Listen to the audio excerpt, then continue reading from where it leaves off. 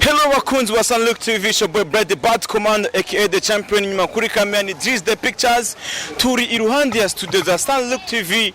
Iruhande za studio za Sunlook TV dufite amakuru y'umuririmvyi umuziki ndundi aho ariko arashopingira biba ngomba ko tumuvumbura cameraman ngwino hari amakuru mese madimisa muvugwako n'umuririmvyi madimisa bikora neza nta n'uyundi muramubona cameraman come on cameraman ariko shopping impuzu n'ahandi mucamo wabona cameraman come on cameraman ayo bro vipi maniga poa man urameze neza bro poa man n'umuririmvyi amwita King Oji Pandis madimisa bikora neza bro man none nko kuza mutaneguje no nivyo bintu biraba bro niko kazi kacu man kanka kubaririmbyi kumenya makuru vipi bro Afrika opita gute maniga Oji bamwita Oji nawe bro Kevin bro niko kazi kacu ko kumenya makuru yanyu tusogema tuvugane gatoya man sorry kwanza gatonya umwanya ariko tusogema tuvugane gatoya nta kibazo turaba hano ruhande tubiyage fresh urabona nga turi munduru niko kazi kacu maniga niko kazi kacu uratwihanganiye bakunzi ba Sunlook TV ni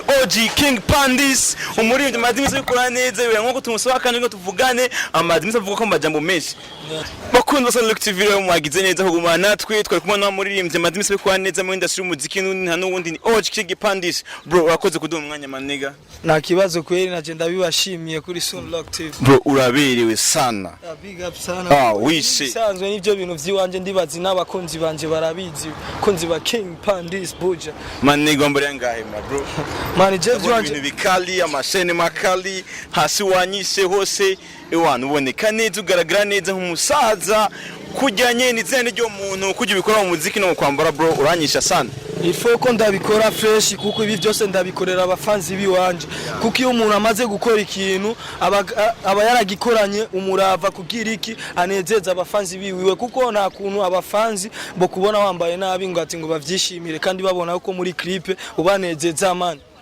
bro uraje ubikora neza ku ndirimbo tingisha uri kumwe na Kiriku urabikoze neza ku ndirimbo bita Olazomi urabikoze ku indi featuring uri kumwe na King Prata bro uburyo bukura hehe maniga eske izo ndirimbo kuno zikora fan base zawe ubona abafana babazakira gute eske uravyishimira canke haracabura ikintu vraiment genda vyishimira nkuko mbona mu marezo sociaux bavyitaho kweri megusa ikintu no basaba ndacyakorana inguvu kandi cyane n'ikindi kintu no saba abafans ba Sunlook TV n'abafanzi ba King Pandis Buja vraiment muzokwinjire muri page na account ya YouTube, Instagram, mugire subscribe, mutibagira share na comment. Bakunzi ba Sunlook TV turi kumwe n'umuririmvyi bamwita King Oji Pandis. Bro, turabizi ko kuronka umuririmvyi nka Kiriku akili ari ikintu kitoroshe cyane. We naho niwe bugeni nayo mangitenge wakoreje kugira ngo umuronka koroheye kugira ngo mukwane indirimbo tingisha.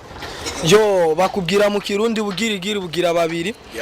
Nabonye yuko ikintu cyitwa collab ari ikintu cyoshobora gushikana umuntu imbere nubwo ari umuririmvyi nkuriye vraiment ico kimwe ndagishimira Imana kuba atanyakiriye nabi yanyakiriye neza naho muri management yiwe byabaye nk'ibigorana gatonya kubijanye na video benshi barambagije ati ngo video yawe na Kiriku izosohoka ryari yo nizosohoka kubera muri management ari ibintu vyagoranye bivanye n'uburyo bw'amahera ndibaza namwe abafanzi murabizi ko amahera agoye nubwo tugwanya cyane n'inguvu ariko gusa narerekanye abafanzi yanje ko hari ikintu na Jeno banshoboye gatoya mu kujya gusaba collab n'abantu bari ku gwego nka Bantu Boy bro ukoze featuring na Kiriku mukoze audio eske kuri nka wo muririmvyi yaragupushinze ahantu wabonye akugejeje kuri career yawe muziki vraiment ndashima Imana kubona kariyeri yanje vraiment yarakinshikanye ko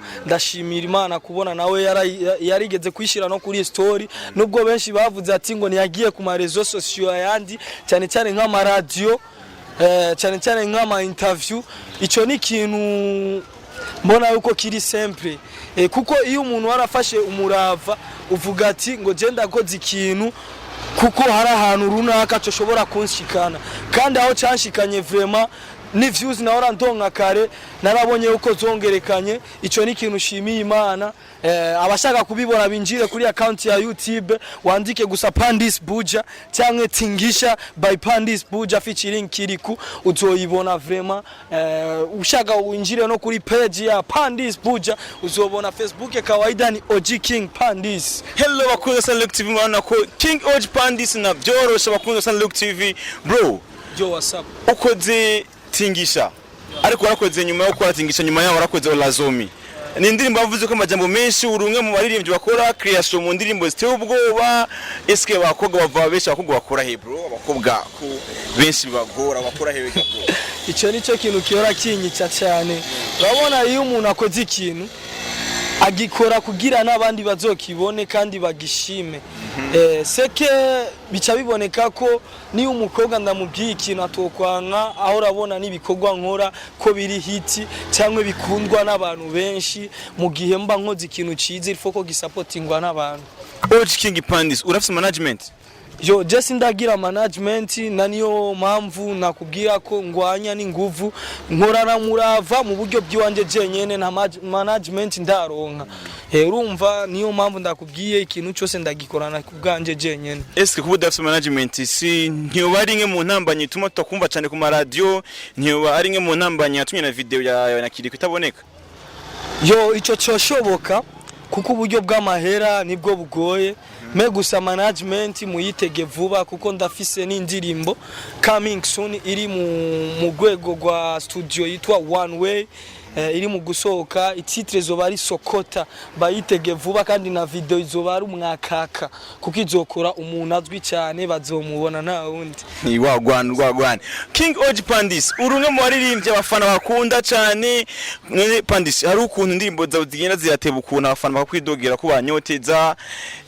Twitege ikindi gisasu nka ryari nko kuvuze ko hariko coming soon, twitege nka ryari mu kwezi. Eske ni collabo canke nayo nyene uzoburi wenyene ko tumenye cyane ma collabo bro? Yo vraiment si collabo nzoba ndi jenyene binakunze mbonye uko na collabo yoshoboka nta kibazo bazobona kandi umuririmvyi ntazoba ari uwino izoba ari wo muri RDC Congo. Gwagwan ugomba duhonyoro twicare ugomba utsitsurireyo bro. Sasa bro yo twitege ko izozimeze nka Tingisha ari audio cyangwa twitege ko izozana na video, izozari yonyene cyangwa izozana na video ko abafanzi ba San Luke TV bashaka kubimenya n'abafanzi bawe hariho benshi bifuza kubona ko urabanyoteza cyane. Vraiment nobabwira ati kubanyoteza iryo nikosa kandi sinzosubira. Me gusaba yitege vuba bayitege vuba vraiment nico kintu vraiment nobabwira. Hama ndabakunda sana abafanzi banje aho bari hose n'abanyumva ndabakunda sana na Sun Luke TV kuba mwanyitaye hose. Wagize neza no kutu umwanya bro. Ubwika abafanzi ba Sun Luke TV babwira ko subscribe na share. Jo abakunzi ba Sun Luke TV ni mwibagire subscribe kuri page yabo ya Facebook cyangwa account ya YouTube. Ndabakunda sana. Bakunzi wa San Luke TV ari Bread the Bad Command aka the champion nyuma kuri camera Dries the Pictures. Twari kumwe n'umuririmvyi Akoraneza King OG Pandis. Ntibagira ko subscribe hasi no gira comment na share. Ciao ciao.